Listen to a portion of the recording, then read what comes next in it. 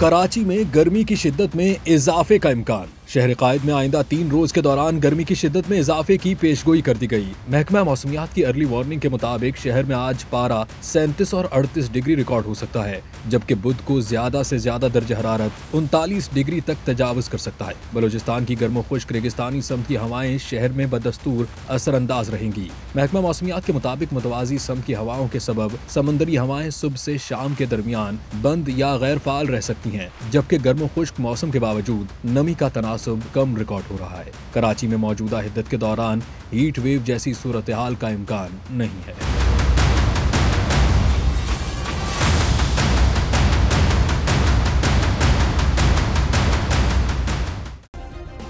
Subscribe करें और bell दबाएं ताकि कोई खबर रह न जाए।